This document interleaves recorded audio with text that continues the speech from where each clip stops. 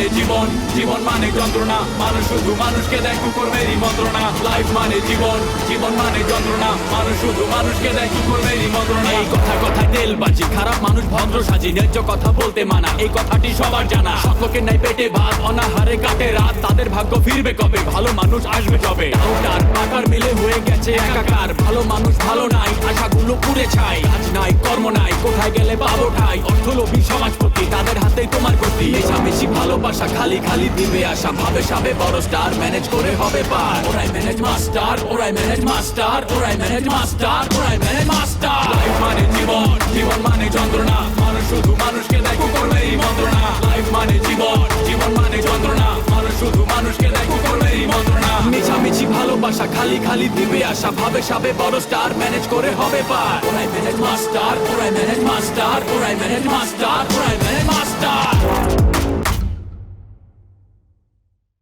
নিয়ন্ত্রণে না থাকলে রসের কথা কবে লেগে দেখছো? হ্যাঁ, যাও মিয়া, গিয়া ফুলমতিটা খুঁজে বাইর করো। এখন পার্টিকে বোঝাতে হবে যে বাকি 20% পেমেন্ট যদি করেন তাহলে এরিয়া বাউন্ডারিটা আমরা দিয়ে দিব। ইভেন কি রুম টু রুম ওয়ালও আমরা করে দিতে পারি।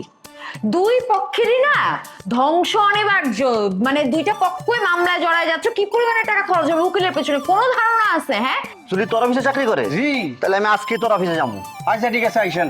এই বেডি যে কাম করছে ওনার তো রেহাই নাই।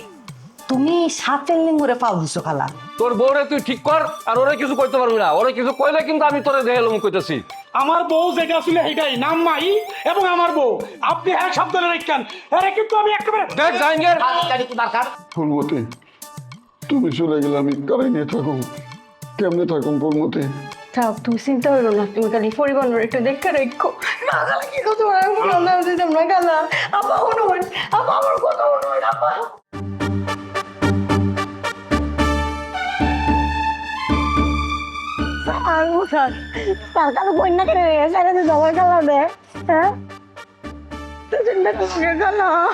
দাঁড়ান দারগা সাহেব, এগুলি কি করতেছেন? একটা নিরপরাধ মানুষের ধরে লয়ে যেতেছেন। আপনারা জানেন কারে ধরে লয়ে যেতেছেন? ফুলমতি কিচেনের খাওয়ান খেয়ে আমরা খালারে যদি ধরে লয়ে যান, আমরা খাওয়ান পাবো কই? এত নিষ্ঠুর হয়েন না দারগা সাহেব, খালা খুব ভালো মানুষ, একজন নিরপরাধ মানুষের হয়রানি করা ঠিক না। একটু ভাইবা দেখেন, এরা রেখে জন যায় না, না নিলে হয় না। এই আপনি কে? আমাদের কাজে বাধা সৃষ্টি করবেন না, সরে যান এখান থেকে। উনি যদি নির্দোষ হয়ে থাকে আদালত ওনাকে খালাস দেবে, আইনের বাইরে আমাদের করার কিছুই নেই। দারোগা সাহেব, যে লোক মামলা করছে তার আপন ভাতিজা হইতেছে সাদ্দাম। সাদ্দাম কইতেছে সে নির্দোষ। দারোগা সাহেব, আমগো কান্নাকাটি আপনি শুনতেছেন না? আপনার মনে কি একটু রহম নাই? একটু দয়া করেন। আমার বউ প্রত্যেকদিন দুপুরে 10 জন ভিক্ষুকরে খাওয়ায়। হ্যাঁ, যদি জেলে যায় 10 জন ভিক্ষুক কই খাইব কোন? এরা তো না খায় থাকবো। এই পাপের বাগি তো আপনি হইবেন। দারগা সাহেব গো, আমি না হাত ধরে রাখবো, আমার খালার আমরা ছেড়ে দেন। আমার খালা ছাড়া আমার জীবনে কেউ নাই। ও স্যার গো, আপনি আমার খালার রয়ে যান গা, আমি আল্লাহ আমার সাথে কি বাধা গম খালা, আমি তোমার যারা ডাক্তার দাম না স্যার, আপনি আমার রয়ে যান, তাহলে আমার খালার কাছে আমার লয়ে যায়। এই আপনারা কি শুরু করেছেন?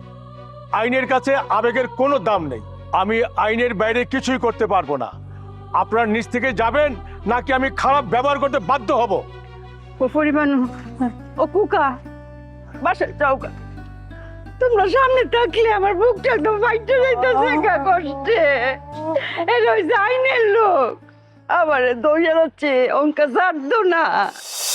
আমি থানায় যাবো, আমি সাক্ষী দেবো, যাই ওসি সাহেবরে কমু একজন নির্দোষ মানুষে আমার চাচা জুমত আলী ফাঁসাইছে। আমি জুলমত আলীরে ছাড়ুম না, আমি ওরা দেখে ছাড়ুম। আশ্চর্য, আপনি আমার সামনে বাদীকে হুমকি দিচ্ছেন। এরকম করতে থাকলে আপনাকে কিন্তু আমি অ্যারেস্ট করতে বাধ্য হব। আমি তো অ্যারেস্ট হইতে চাই স্যার, আপনি আমার হাতে হ্যান্ডকাপ লাগান। আমি তো নিজের ইচ্ছায় জেলে যেতে চাই। আমার বউ ছাড়া আমি তো 1 মিনিটও ঘরে থাকবার পারুম না। দেখছেন দারগা সাহেব কি পরিমাণ ভালোবাসে তার স্ত্রীকে, এখানে কলম লাইলে বুঝতে ফেল। লোক না, তুমি এতক্ষণ আমাকে দাঁড় করে রাখলা। আরে কি বলে বের হব, কোনো রিজনই পাচ্ছিলাম না। মামা জানে যে বাইরে বের হওয়ার কোনো রিজন নেই, মানে আমি যেভাবে পারছি সেভাবে জাস্ট বের হয়ে আসছি। বান্ধবীর সাথে দেখা করার কথা বলে বের হওয়া যায় না? আমার কোনো বান্ধবী নাই, মামা খুব ভালো করে জানে। এখন বলো কি জন্য ডাকছো? এক কথা কতবার বলবো তোমাকে, বাসা থেকে তো আমার বিয়ের জন্য চাপ দিচ্ছে, আমি কি করবো এখন? আমি এত কিছু বুঝি না, আমি তোমাকে বিয়ে করব এটা ফাইনাল। তোমার বাসায় আমি প্রস্তাব পাঠানোর ব্যবস্থা করছি, 1 মাসের মধ্যে আমরা বিয়ে করতেছি। নাটক অনেক হয়েছে, আর না। পাগল হয়ে গেছো? মামা মামির মধ্যে ঝামেলা চলতেছে, ঝামেলা মিটমাট হোক তারপর আমি বিয়ে। তাহলে তোমার আমার বিয়ে আর ইহ জনমেও হবে না, আর তোমার মামা মামের ঝামেলাও জীবনে শেষ হবে না। তাহলে তো ভালোই, তাহলে আমি চলে যাই, কারণ আমি তোমার সাথে তাহলে আর না ঘুরি, কারণ আমি তো কোনো রিস্ক নিব না। মামি এমনি আমার পেছনে অনেক লোক লাগায় রাখছে, মানে শুধুমাত্র কোনোভাবে যদি আমার একটা বদনাম বের করতে পারে তাহলেই মামাকে গিয়ে বলবে, দেখো তোমার ভাগ্যে তো চরিত্রই ভালো। লোক লাগায় রাখলেই বা লাভ কি? আমি দরকার হলে তোমাদের বাসায় যাব, আর তুমি তোমার মামা মামির কথা নিয়ে এত পড়ে আছো কেন? ওদের কথা ভাবতে থাকলে তো সারা জীবন আমরা বিয়েটাই করতে পারবো না। আমি আগে তোমাদের বাসায় যাব, আগে দেখবো তোমাদের বাসার পরিবেশ কেমন, তারপর চিন্তা করবো। তুমি আমার বাসা দেখতে যাবা? হাসাইলা? তুমি এতদিন আমাদের অফিসে জব করলা, আমার আব্বার আন্ডারে কাজ করলা, আর এখন তুমি বলতেছো তুমি আমাদের বাসা ভিজিট করতে যাবা? কেন, তুমি আমাদের বাসায় আগে আসো নাই? না, তোমাদের বাসায় তো আমার যাওয়া হয় নাই, আমিও তোমাদের অফিসে চাকরি করি। এখন বিয়ে করে সারা জীবনের জন্য তোমাদের বাসায় যাব, তাহলে তো আমার নতুন ভাবে তোমাদের বাসা একটু পরিদর্শন করতে হয়। ওয়েলকাম, তুমি এখনই চলো আমার সাথে আমাদের বাসায়। আমার তো আর দেরি সহ্য হচ্ছে না, চলো। দেরি সহ্য না হলেও তোমাকে সহ্য করতে হবে। আমি মামাকে বলছি আমার জন্য একটা আলাদা বাসা নিয়ে দিতে, তাহলে ওই নতুন বাসা থেকে আমাদের বিয়ে হবে। কবে আলাদা বাসা হবে? চলো, আজকে আমাদের একটা ফ্ল্যাট খালি করে দিচ্ছি, তুমি ওখানে থাকবা। আমি বাসা একদম সাজিয়ে গুছিয়ে দিচ্ছি, ফার্নিচার উঠে দিচ্ছি, সব করে দিচ্ছি।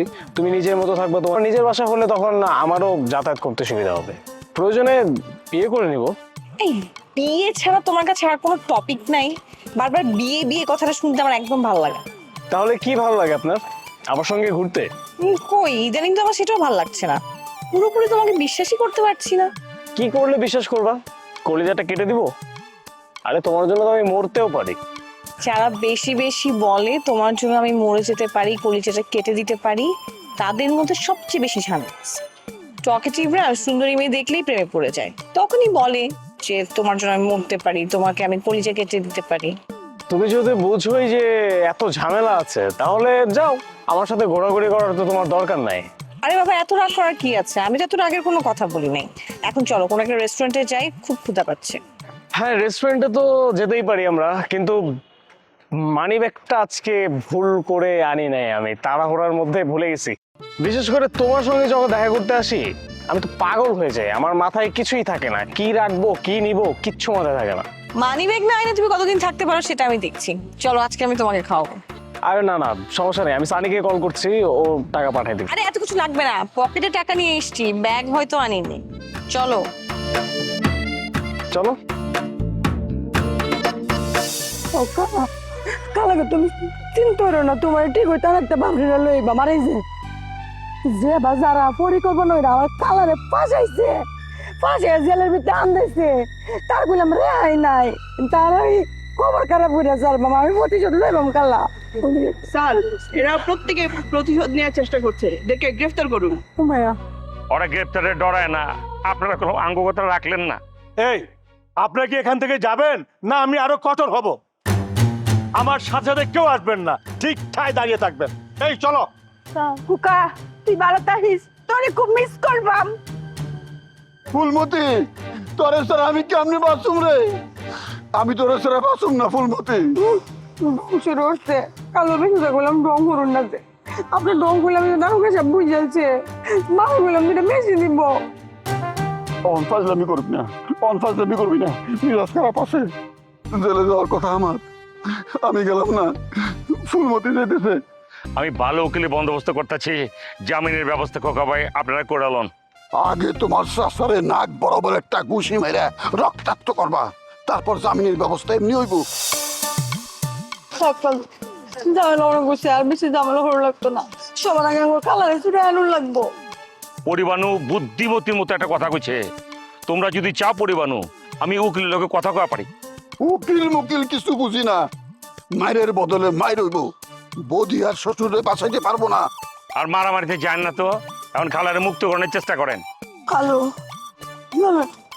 মাসার চলুন আর ওখানে থেকে গেল মায়ের খালা তো নিশ্চয় গা। যে বাসায় আমার বউ নাই, যে বাসায় আমি ফুলমতি নাই, আমি সেই বাসায় কেমনে যাবো, কেমনে থাকবো? মায়া গো, আমি কিভাবে থাকবা? এই আপনাদের অফিসের অ্যাকাউন্টেন্ট সাহেব, আমি একদিনও অফিসে এসে ওই পার্টনারকে পাই না, কারণ কি? এক্সকিউজ মি, এই আপনি ভদ্রভাবে কথা বলেন। আপনি আমার অফিসে এসে আমার অ্যাকাউন্টেন্ট স্যারকে বাটপার বলতে পারেন না? এত সাহস আপনি কই পেলেন?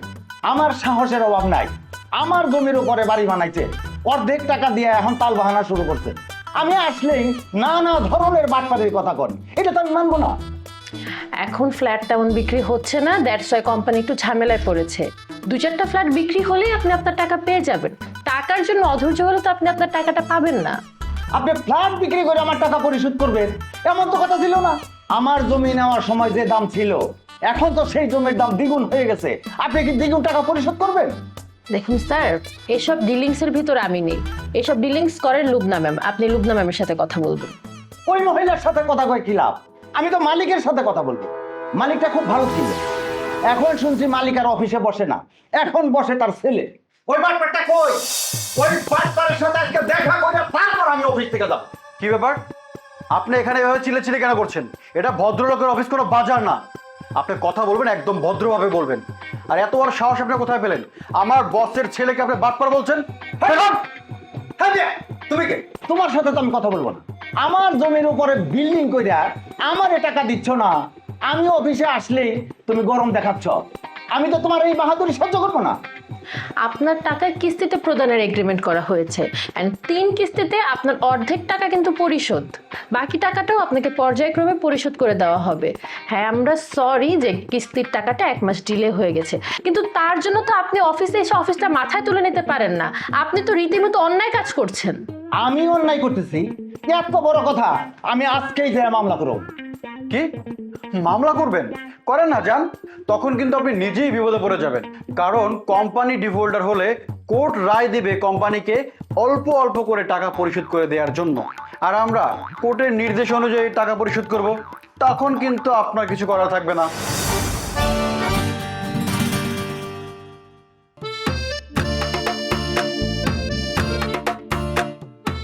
এক্সকিউজ মি, জি? কি সমস্যা আপনার?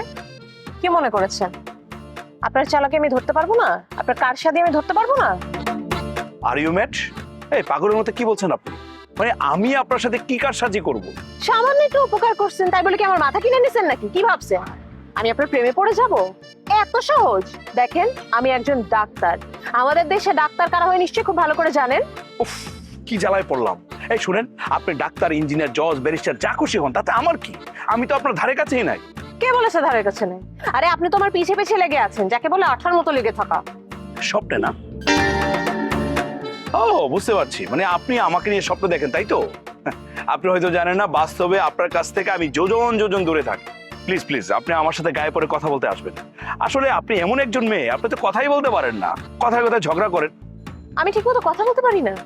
আমি কি হাওয়ার উপরে হসপিটালে ডাক্তারি করি, রোগী দেখি? দেখেন, আপনি এই রাস্তায় আমার জন্য আর ওয়েট করবেন না, আমার ভীষণ বিরক্ত লাগে। আপনি ভাবেন কিভাবে আপনার মতো এরকম অর্ধ বয়সী একজন মহিলার জন্য আমি রাস্তায় দাঁড়িয়ে থাকবো? আপনার চোখ না চুলা? হ্যাঁ, আমার মতো একটা ইয়াং এডুকেটেড মেয়েকে আপনার অর্ধবয়স্ক মহিলা মনে হচ্ছে? হ্যাঁ, আপনি তো ভদ্রবেশী উন্মাদ। আপনি সুন্দর মেয়ে দেখার সাথে সাথে তাদের সাথে কিভাবে প্রেম করবেন, কথা বলবেন, সেই সুযোগে থাকেন। আপনাকে না আমার চেনা হয়ে গেছে। আরে রাখেন, আপনি কি চিনেছেন আমাকে? আমার তো সন্দেহ হচ্ছে আপনি কি ডাক্তার আসলে? মানে আপনি ডাক্তার হন কিভাবে? যে মহিলার মধ্যে মানবিক গুণ, মানবিক বোধ কিচ্ছু নাই, সে মানুষের সেবা করে কিভাবে? আপনি কি আসলেই শিক্ষক? একজন অশিক্ষিত অভদ্র ছেলে ছাত্রছাত্রীদের পড়ায় কিভাবে? আমার তো সম্পূর্ণ ধোঁকাবাজি মনে হচ্ছে। এই, আমি তো বুঝতে পারছি না একটা বিষয়, আপনি কেন আমার প্রতি খেপছেন? আমি আপনার একটা জিনিস পেয়েছি, সেটা আপনাকে আমি পৌঁছে দিয়েছি, আপনি আমাকে ধন্যবাদ দিয়েছেন, আমার বাসায় গিয়েছেন, সবকিছু ঠিক আছে। এখন আপনি আমার সাথে এরকম ব্যবহার কেন করছেন? আচ্ছা, আপনার যদি কিছু বলার থাকতো আপনি আমাকে সামনে সরাসরি এসে বলতেন। আমার ফোনে এরকম মেসেজ দিচ্ছেন কেন? মেসেজে এমন এমন কথা লিখছেন যেগুলো মুখেও আনা যায় না। আমি আপনাকে মেসেজ দিয়েছি? মানে আমার মোবাইল থেকে মেসেজ দিয়েছি? পারলে দেখান তো। আপনি কিন্তু আমার চরিত্র নিয়ে টান দিয়েছেন, দেখান। আপনি যে এতটা বোকা না সেটা আমি খুব ভালো করেই জানি। আপনি নিশ্চয়ই অন্য নাম্বার থেকে আমাকে মেসেজ দিচ্ছেন। আপনি যে এই ধরনের কথাবার্তা লিখতে পারেন এটা আমি জীবনে ভাবতেও পারিনি। কি আশ্চর্য, আমি কেন লিখবো? শুনেন, আমি কিচ্ছু লিখি নাই। আমার কাছে মনে হচ্ছে ও আপনার অন্য কোনো বন্ধু এটা লিখেছে। আপনি কার সাথে কি গুলাচ্ছেন আমি তো বুঝতে পারছি না, আমার মাথায় ধরছে না। আমার কোনো বন্ধু নেই। And by the way, Masum কার নাম? আমার নাম? তাহলে তো ঠিকই আছে, মাসুম নামেই আমার কাছে প্রেমের প্রস্তাব আসছে। এবার বুঝতে পারছি আসলে আপনি পাগল। মাসুম কি পৃথিবীতে একা আমি ছাড়া মাসুম নেই? শুনেন, আমার রুচিবোধ আছে, আমি যার তার সাথে প্রেম করি না, যাকে তাকে প্রেমের প্রস্তাবও দেই। আপনি আমাকে যাকে তাকে বলছেন, যার তার সাথে তুলনা করছেন, আপনার সাহস তো কম না? আপনার মতো মেয়ের সাথে প্রেম করার মতো ছেলে আমি না, বুঝতে হবে আপনাকে। আমার জমি ডেভেলপারকে দিয়ে আমি এক কূপ মাটি খাইছি। আমি যদি বিল্ডিং বানাইয়া ফ্ল্যাট বিক্রি করতাম তাইলে আমার এতদিন বিক্রি শেষ হয়ে যায়। স্যার, আপনি কিন্তু শুধু শুধু মাথা গরম করছেন। আমরা আপনার টাকা দিব না এমন কথা কিন্তু আমরা বলি নাই। আপনি আস্তে আস্তে আপনার টাকা পেয়ে যাবেন। সানি, তুমি বসের সাথে আজকেই কথা বলো। কি কথা বলবো? ওনার যে ব্যবহার, তাতে স্যারের সাথে আমার কথা বলতে ইচ্ছেই করছে না। ব্যবহার খারাপ করতেছি না, ওই জমিটা ডেভেলপার কোম্পানিকে দিয়া বিরাট লস খাইছি। সেই লসের যন্ত্রণা সহ্য করতে হইতেছে, আবার টাকাও পাইতেছি না। এই দুই যন্ত্রণায় আমার মাথাটা গরম হয়ে গেছে। আচ্ছা স্যার, আমি আপনার মাথা ঠান্ডা করার ব্যবস্থা করছি। আপনি শান্ত হয়ে বসেন, আমি আপনার জন্য কোল্ড ড্রিঙ্কস আনাচ্ছি। সানি, আদরকে বলো স্যারের জন্য একটা কোল্ড ড্রিঙ্কস নিয়ে আসতে। আপনি অফিসে ঢুকিয়ে যে ব্যবহার করতেছিলেন, তাতে কোনো ডেভেলপার অফিসারের কাছ থেকে আপনি ভালো ব্যবহার আশা করতে পারেন না। বুঝছি তো, তাড়াতাড়ি টাকার ব্যবস্থা করেন, খুব ভালো ব্যবহার পাইবেন। আমি আপনাদের অফিসে মিষ্টি নিয়ে আসবো। মিষ্টির কোনো দরকার নেই স্যার, আমরা এই অফিসে জব করি। আপনি যদি আমাদের সাথে ভালো ব্যবহার করেন তাহলেই আমরা আপনার হয়ে কাজ করব। আর যদি আপনি খারাপ ব্যবহার করেন তাহলে আপনার পেমেন্ট ডিলে হবেই, এটাই তো স্বাভাবিক, তাই না স্যার? আই হোপ আপনি আমার কথা বুঝতে পেরেছেন। পানির মতো বুঝতে পারছি। আমি আর আপনাদেরকে গরম দেখাবো না। ছোট ভাই, তুমি আমার কথায় কষ্ট পাইছ, আমি তোমার কাছে ক্ষমা প্রার্থী। শুধু খালি আমার টাকাটা পাওয়ার ব্যবস্থা করে দাও। এই তো এতক্ষণ পরে আপনি লাইনে আসছেন, আমরা এখন আপনার জন্য সাধ্যমতো চেষ্টা করব। Thank you. আজকে এক ঠান্ডা খাবো না, আমি আরেকদিন আসবো।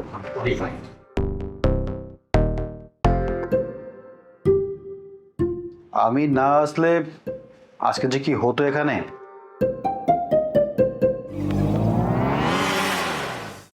বাবা যে কি করতে কি করে আমি না বুঝি না। বুঝবা কিভাবে? সে কখন কি করে সেটা কি আমাদের বললে? রুজান, কই যেতেছ? আমরা একটু ফুলমতি খালার বাসা যাচ্ছি, খালার সাথে জরুরি কথা আছে। ফুলমতি খালা তো নাই। হ্যাঁ, আরে বাসা তো খালি, বাসা এখন সৈন্য। তোমরা কার লগে দেখা করবা? ফুলমতি খালা নাই মানে? খালার কি হইছে? অ্যারেস্ট করে লেগে গেছে। আমি নিজে যে চেষ্টা করছি বাঁচাবার লেগে, আর দারোয়ানের পা পর্যন্ত ধরছি না, লাথি দিয়ে ফালাই দিচ্ছে আমারে। কেন খোকা ভাই কই? হ্যাঁ, তার না খুব পুলিশের সাথে ভালো খাতির আছে, খুব ভালো মতো চিনে। খোকা ভাই কিছু করতে পারলো না, তার চোখের সামনে যে তার বউকে নিয়ে গেল। আরে রাখো, খোকার সব পাওয়ার হলো আমাকে দিয়া। ও ঢাকা শহরে কিছু চিনে নাকি? কারো চিনে? আমি ওরে সব কিছু চিনাইছি। আমি আসি দেখে ওই পাওয়ারটা দেখাইতেছে, বুঝতেছো না কেন? এইটা হচ্ছে মাকাল ফল, মূলা দিয়ে তৈরি। দারগা সাহেব যখন আর বড় লয়ে যেতেছে কান্দাছে বের করে, কিন্তু কোনো কাম হয় নাই। বেশি কান্দাছে যখন দারগা সাহেব জিদ্দে ঠেলা দুইটা ডান্ডি দিয়ে বাড়ি দিচ্ছে। এরপরে শরম নাই, এক নাগারে খালি কাইন্দেই যেতেছে। আরে এগুলোর মায়া কান্না। খোকা ভাইকে আমি খুব ভালো মতো চিনি, সে তো এখন মুক্ত স্বাধীন। কারণ ফুলমতি খালাকে পুলিশ ধরে নিয়ে গেছে না, সে তো প্রেমিক পুরুষ, তার তো প্রেমিকার অভাব নাই। এই সত্যি করে বলো তো, বিয়ের আগে তোমারও কি এই ধরনের স্বভাব ছিল? মানে তোমারই তো বন্ধু। তুমি কি তোমার ভাইয়ের সামনে আমার ছোট করতে চাও নূরজাহান? হ্যাঁ, আমার কোনো বান্ধবী ছিল না, একজন বান্ধবী ছিল, তাকেই আমি বিয়ে করছি। ওকার মতো একটা বুইরা শকুন বেটায় একটার পর একটা খালি প্রেম করে যেতেছে, আর আমি একটা ইয়াং পোলা হইয়া একটা প্রেমও করা পারতেছি না।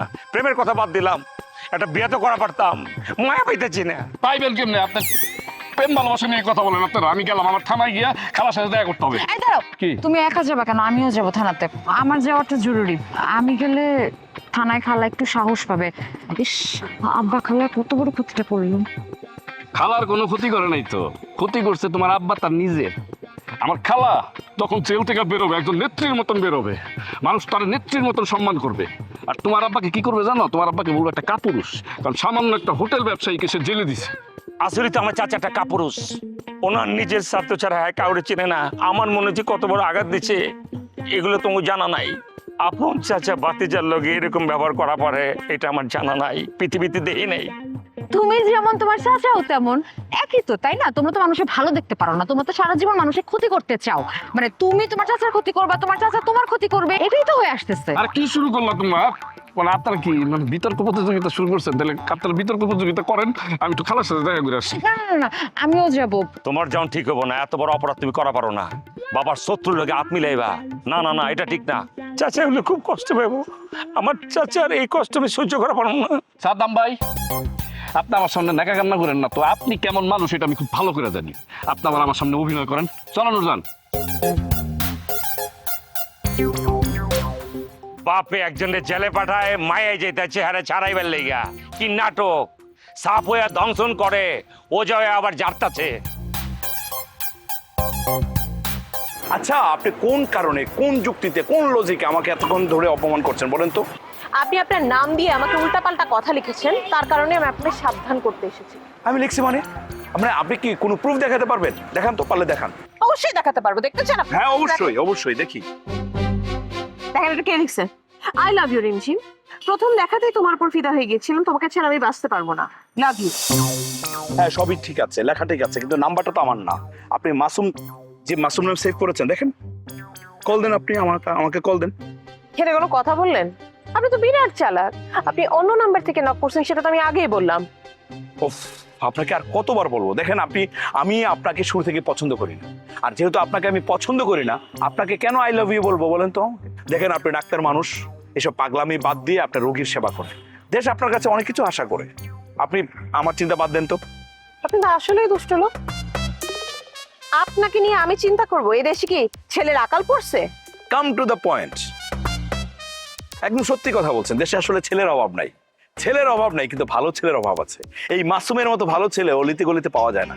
আপনার এই বড় বড় কথা শুনেন আমার গলা জ্বলতেছে। আচ্ছা, আপনি কি নিজেকে শাহরুখ খান ভাবতেছেন? আপনার সাথে না আবার ঝগড়া করার কোনো ইচ্ছা হচ্ছে না। ইচ্ছা না হলে কেন করছে? আপনার সাথে কি আমি ঝগড়া করছি? আপনি ইচ্ছে করে আমার সাথে ঝগড়া করছেন। আপনি কথা বলতে মন না চাইলে চলে যান না, সমস্যা কি? মানে আসলে মানে আপনার যে জ্ঞানের অভাব আছে সেটা আপনার চাল চলন দেখলেই বোঝা যায়। আমি না বুঝতে পেরেছি, আমি বুঝতে পেরেছি আপনার সমস্যাটা কোথায়। একটা কাজ করেন, আপনি আমার সাথে চলেন, আপনাকে আমি আমার হাসপাতালে নিয়ে যাব। আমি শিওর যে আপনি মানসিক রোগে ভুগছেন।